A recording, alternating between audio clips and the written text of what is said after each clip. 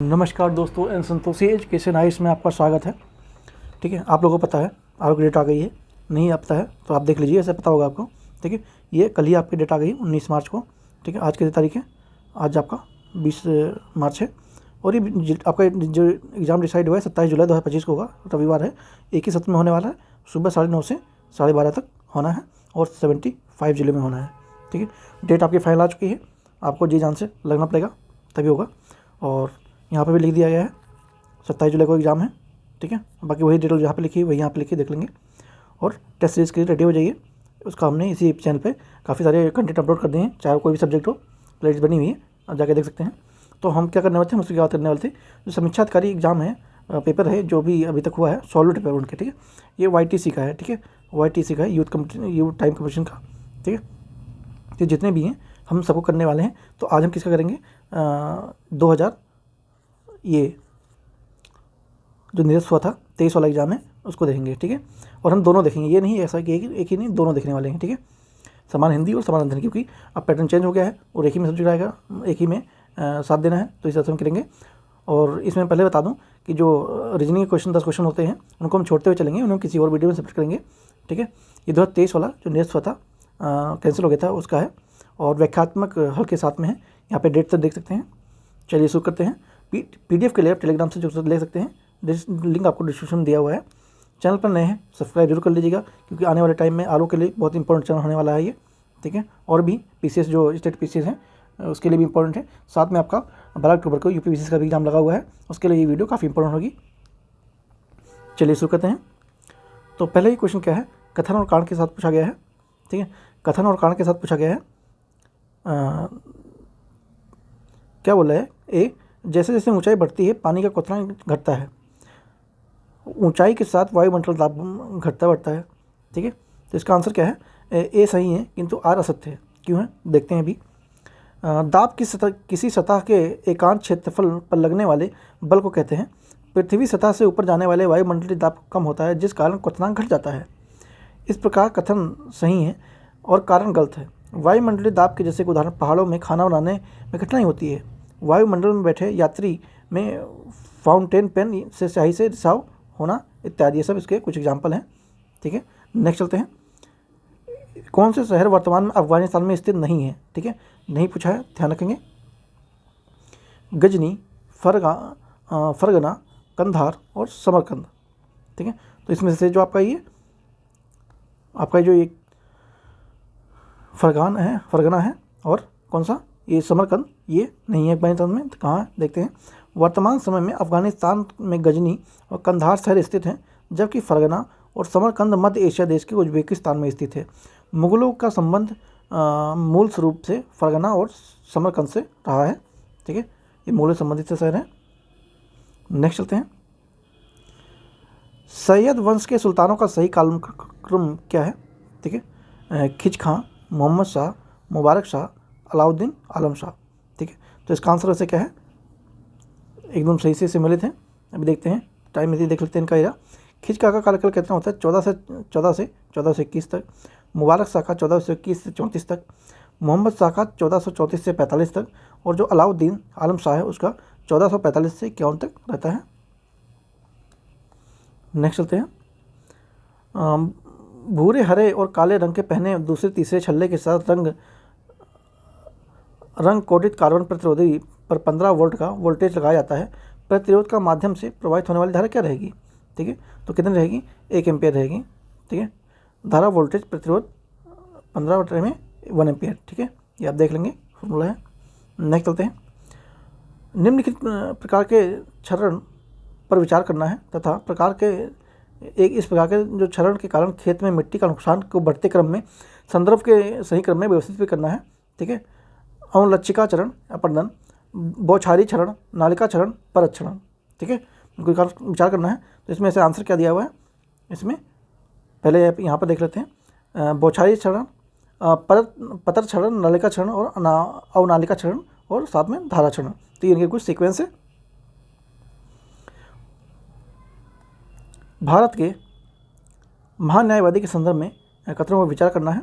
वे प्रधानमंत्री की मर्जी तक पद पर बने रहते हैं। ठीक है, महान्यायवादी के बारे में या उनके बारे में पूछ रहे हैं, महाधिवक्ता जो हैं वे संसद सदस्य के विशेषाधिकार के हकदार नहीं है। ठीक है, तो ये दोनों ही गलत हैं, ना तो एक ना तो दो। ठीक है, देखते हैं। भारत के महान्यायवादी के पद पर व्यवस्था संविधान के अनुच्छेद 76 में किया गया है। यह देश का सर्वोच्च कानूनी अधिकारी होता है। यह राष्ट्रपति के प्रसाद पर्यंत अपना पद बना रहता है।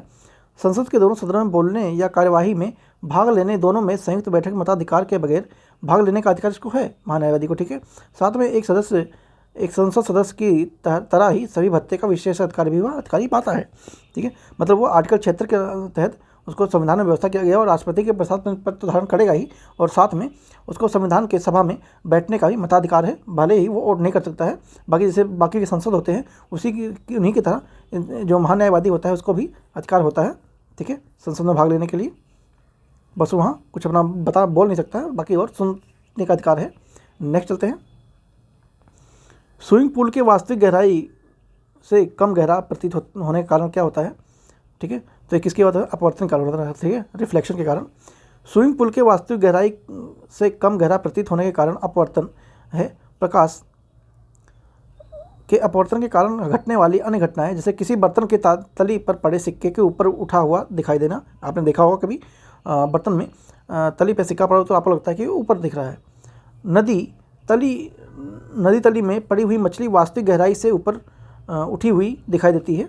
ठीक है, नदी के जो निचले भाग में मछली रहती है वो लगता है ऊपर उठी हैं। सूर्य उदय से पहले सूर्यास्त के बाद भी सूर्य की दिखाई देना, तारों का टिमटिमाते हुए दिखाई देना, तो ये कुछ घटनाएं हैं जो कि अपवर्तन यानी कि रिफ्लेक्शन का एग्जाम्पल हैं। ठीक है, काफ़ी अच्छा क्वेश्चन था। कथन है उसमें विचार करना है। ठीक है, 5 आइज संयुक्त राष्ट्र America, Britain, Canada, Australia, New Zealand रहित 5 एक खुफिया गठबंधन है। ठीक है, वे स्टोन घोस्ट नामक एक सामूहिक गुप्त डेटाबेस के माध्यम से अपने देशों के हितों के खतरे के बारे में खुफिया जानकारी साझा करते हैं। ठीक है, तो ये वाला तो सही है, लेकिन जो ये 5 आइज वाला है ये आपका गलत है। देखते हैं कहाँ गलत है। 5 आइज 5 देश ऑस्ट्रेलिया, कनाडा, न्यूजीलैंड, ब्रिटेन, संयुक्त राज्य अमेरिका एक बहुपक्षीय खुफिया गठबंधन है। ठीक है, बहुपक्षीय खुफिया गठबंधन है। इसका विकास सोवियत संघ के खतरे के ध्यान में रखते हुए द्वितीय विश्व युद्ध के समय हुआ था। स्टोन घोस्ट नामक एक सामूहिक गुप्त डेटाबेस के माध्यम से समान हित खुफिया जानकारी को आपस में साझा करते हैं। खालिस्तानी नेता हरदीप सिंह निज्जर की हत्या को भारत से जोड़ने वाले हालिया आरोपी 5 आइज को चर्चा में ला दिया था, इसलिए क्वेश्चन पूछा गया था। करंट अफेयर से है। यहाँ भी अनाज वाली फसलों के साथ अंतर समय के रूप में शामिल होने वाले दलहनों पूरक फसलों के रूप में कार्य करती हैं। मूसला जड़ वाली दलहनों रेशेदार जड़ वाली अनाजों के फसलों के साथ पोषक तत्व नमी के लिए प्रसिद्ध नहीं करती हैं। ठीक है, तो इसमें आपका आंसर क्या है? दोनों सही हैं और व्याख्या भी सही कर रहे हैं। अनाज वाली फसलों में के साथ अंतर शयन के रूप में शामिल होने वाली दलहनी फसलें पूरक फसल के रूप में कार्य करती हैं, जैसे जौ के साथ मटर। वहीं रेशेदार जड़ के फसलों वाली मिट्टी के ऊपर सतह में नमी ग्रहण करती हैं, जबकि जो मूसला जड़ वाली दलहन या अन्य फसलें मिट्टी के निचले परतों में नमी ग्रहण करती हैं, इसलिए किसी प्रकार की प्रतिस्पर्धा नहीं होती है। अतः ए और आर दोनों सत्य हैं। ठीक है, किंतु आर ए का व्याख्या नहीं करता है। नेक्स्ट चलते हैं। निम्नलिखित घटनाओं पर विचार कीजिए तथा इन्हें सही कालक्रम में व्यवस्थित करना है। ठीक है, पाई मेसन की खोज, न्यूट्रॉन की खोज, इलेक्ट्रॉन की खोज और प्रोटॉन की खोज। ठीक है, इनको व्यवस्थित करना है। यहाँ पे आंसर दे सकते हैं। ठीक है, इसका आंसर वैसे सी है। देख लेते हैं। इलेक्ट्रॉन की खोज किसने किया? जे थॉमस ने किया। कब किया? 1897 में। प्रोटॉन को 1999 में किया गया था गोल्डस्टीन के द्वारा। न्यूट्रॉन का 1932 में चैडविक के द्वारा। पाई मेसान का खोज 1935 में होता है एच युकावा के द्वारा। पॉजिस्ट्रॉन का खोज 1932 में किया जाता है एडरसन के द्वारा। न्यूट्रॉनों की खोज 1930 में होती है पाउली के द्वारा। और हिग्स बोसन की खोज 1964 में हो गई थी, पीटर हिग्स ने किया था, इसलिए इसका नाम हिग्स बोसन के रूप में रखा गया था। ठीक है,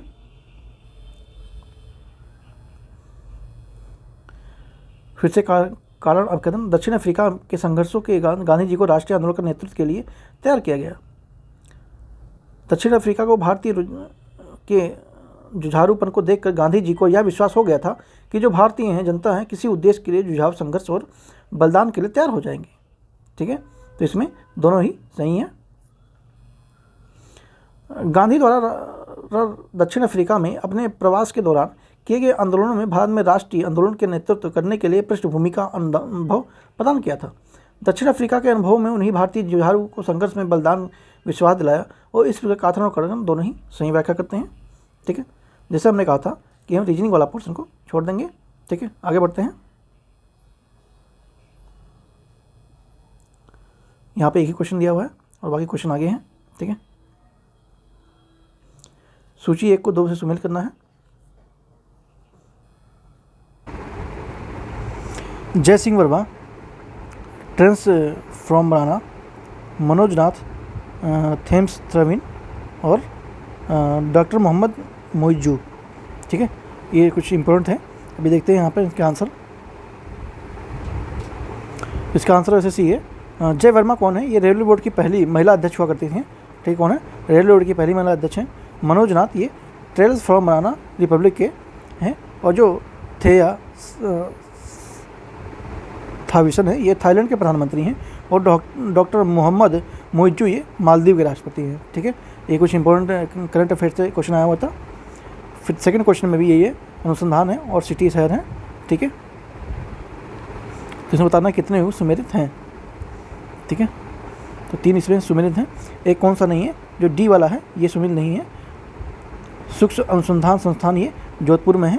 हिमालय अनुसंधान संस्थान ये देहरादून में है और वर्षा अनुसंधान संस्थान जो है ये जोरहट में है। लेकिन जो ये उष्णकटिबंधीय अनुसंधान संस्थान है जबलपुर में ना होकर कहाँ पे है? ये है शिमला, हिमाचल में है। कहाँ पे है? शिमला, हिमाचल में है, हिमाचल प्रदेश में है। ठीक है, नेक्स्ट चलते हैं। तो क्वेश्चन बहुत सारे हैं और हमें कम टाइम में ही सारे कवर करने हैं। 200 क्वेश्चन है। वैसे तो आपका ये 3 घंटे का पेपर होता है, लेकिन हम अभी कर रहे हैं, सस्ती नज़र देख रहे हैं, ज़रूरी है, तो इसलिए थोड़ा स्पीड में करेंगे। PDF लेके आप अच्छे से इसको कर सकते हैं। यदि एक अर्धपराग झिल्ली विलेक और विलयन के मध्य रख दी जाते तो विलेम के अणु झिल्ली से निकलकर शुद्ध विलेक में विलेय की ओर प्रवाहित हो जाएंगे। विलयन के प्रवाह का यह प्रक्रिया प्रतिलोम प्रसरण कराता है। ठीक है, तो पर ये तो सही है, लेकिन ये वाला गलत है। तो क्यों गलत है देखते हैं।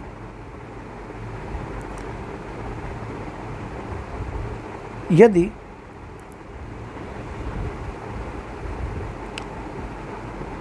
ऊर्ध्वपतन झिल्ली विलयकार और विलयन के मध्य रख दी जाए तो विलय के अणु इस झिल्ली में से निकलकर शुद्ध विलयन की ओर प्रवाहित हो जाएंगे।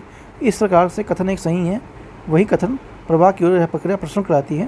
प्रतिलोम प्रसरण नहीं आता। 2 कथन गलत है। ठीक है, केवल सही उत्तर पूछा गया है ना। हाँ, तो केवल 1 सही है। ठीक है, 1 सही है, ये वाला सही है, ये गलत है, दूसरा गलत है। ठीक है, उत्तर प्रदेश बजट 2023-24 के संदर्भ में निम्नलिखित में विचार करना है। 23-24 का पूछा है और इस बार जो अभी आया है नया वाला 24-25 वाला ये पूछेंगे। बजट का आकार 7,60,000 करोड़ है था।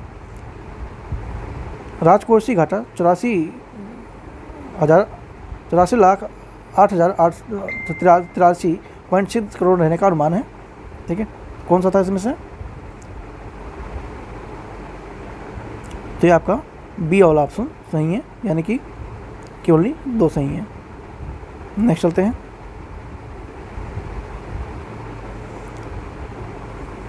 प्रख्यात सांख्यिकी विधि CR राव का निधन।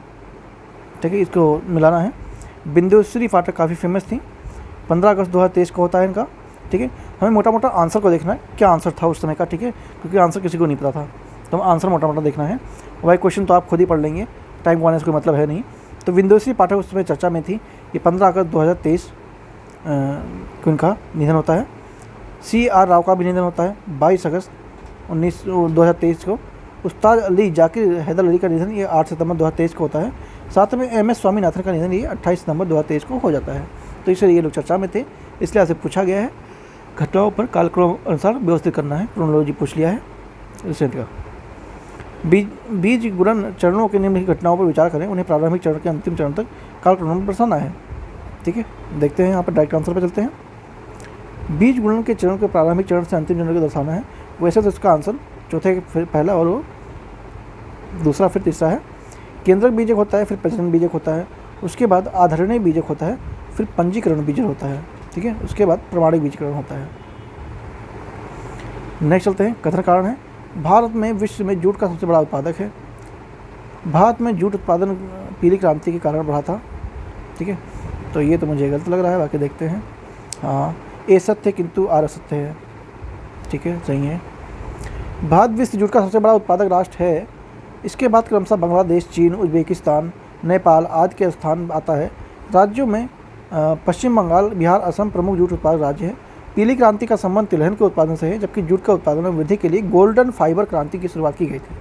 इस प्रकार ए सत्य है और आर असत्य है। फिर से वही पूछा है कथन कारण वाला। रोसकॉस्मोस चंद्रमा पर लूना 25 मिशन के उद्देश्यों को चंद्रमा पर पहुंचने की गारंटी सुनिश्चित करना था। रूस और चीन मिलकर अमेरिका के नेतृत्व में ऑटोनोमस समझौते के खिलाफ अंतर्राष्ट्रीय चंद्र अनुसंधान स्टेशन का नेतृत्व कर रहे हैं, ठीक है, तो ए असत्य है, आर सत्य है। रोसकॉस्मोस चंद्रमा पर लूना 25 मिशन के उद्देश्य चांद पर ध्रुवीय रोजलीय संरचना और चंद्र की ध्रुवीय मंडल के प्लाज्मा के धूलकणों का अध्ययन करना, जबकि अंतर्राष्ट्रीय चंद्र अनुसंधान मिशन का निर्माण के तहत चंद्रमा की कक्षा में किया जाएगा, जो कि चंद्र अन्वेषण आधारित अवलोकन और बुनियादी वैज्ञानिकों प्रयोगों की तकनीकी सत्यापन जैसी अनुसंधान गतिविधियों को संपन्न करेगा। ILRS का निर्माण चीन और रूस द्वारा किया जा रहा था। वहीं नासा का ऑटोनोमस कार्यक्रम 2020 शुरू किया गया था, जिसके तहत 2024 तक चंद्रमा पर पुरुष और महिला यात्री भेजना योजना बनाया गया था, ठीक है, इसको हम छोड़ेंगे। कथन कारण, सर्दी के मौसम में भारत में अधिकांश शुष्क भाग में रहता है। शीत ऋतु के दौरान देश के अधिकांश भाग में उत्तर पूर्वी व्यापारिक पवनों प्रभाव में रहती हैं, ठीक है, तो ए सत्य किंतु आर सत्य। क्यों? सर्दी के मौसम में भारत में अधिकांश भाग शुष्क रहता है। हल्की बारिश भूमध्य पश्चिमी विक्षोभ के कारण, इसको वेस्टर्न डिस्टर्ब के नाम से जानते हैं, पश्चिमी विक्षोभ को, केवल उत्तर भारत में होती है। वहीं शीत ऋतु के दौरान उत्तर पूर्वी व्यापारिक पवनों केवल पूर्वी तट के भागों में होने के कारण वर्षा होती है। इन प्रवणों के प्रभाव देश के अधिकांश भाग में नहीं होते हैं। अतः ए सत्य है और आर सत्य है, ठीक है, कारण असत्य है। सूची एक और दो डांस और स्टेट को कौन सा डांस कहाँ से है, तो ऐसे आंसर तो यहाँ पे देख लीजिए। भरतनाट्यम में काफ़ी फेमस है, आप जानते हैं कहाँ से हैं, तमिलनाडु से, तमिलनाडु संबंधित है। कुचिपुड़ी आंध्रा से है। सत्रिया ये असम से है, और जो कथक होता है ये उत्तर प्रदेश से है, ठीक है, कथक ये है उत्तर प्रदेश से है। उत्तर प्रदेश का चरकुला नृत्य के संदर्भ में निम्न कथनों पर विचार करना है। यह उत्तर प्रदेश के अवध क्षेत्र में किया जाने वाला नृत्य है, चरकुला। इस नृत्य में पर्दा ढके महिलाएं अपने सिर पर बड़े बहुस्तरीय गोलाकार लकड़ी के पिरामिडों को संतुलित करती हैं और कृष्णा के गीतों पर नृत्य करती हैं, ठीक है, तो इसका आंसर क्या है देखते हैं। डी आपका सही है, ठीक है, आंसर क्या है इसका आपका डी, ओनली 2। अभी देखते हैं।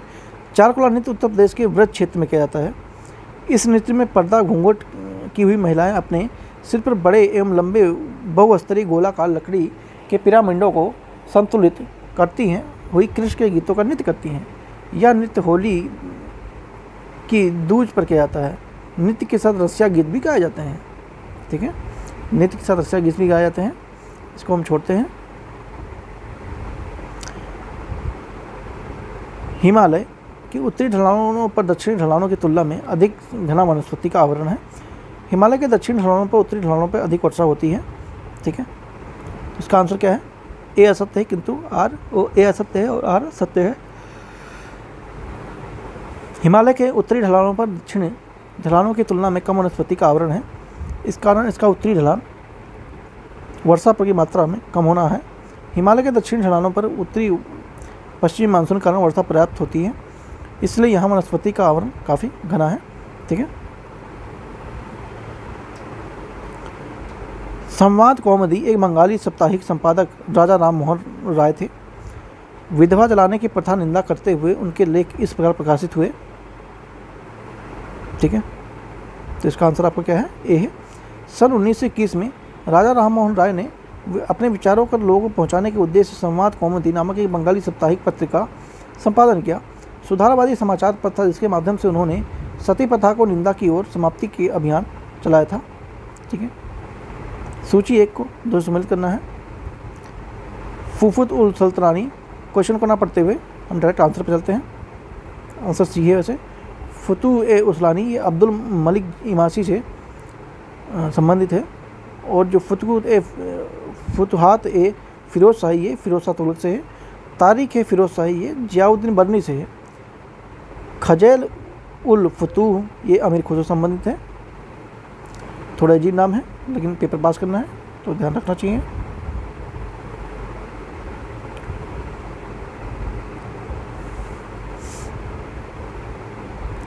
एक बंद कार के अंदर,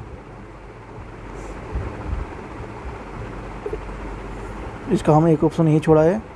बंद शीशे की खिड़कियों के दरवाजे कार में यात्रा करते समय व्यक्ति आकाशीय बिजली के आघात से सुरक्षित रहते हैं। एक बंद कार के अंदर खाली चालक की तरह व्यवहार करती है, अतः यह अवशेष अंदर प्रवेश नहीं कर पाते हैं। डायरेक्ट आंसर पर चलते हैं।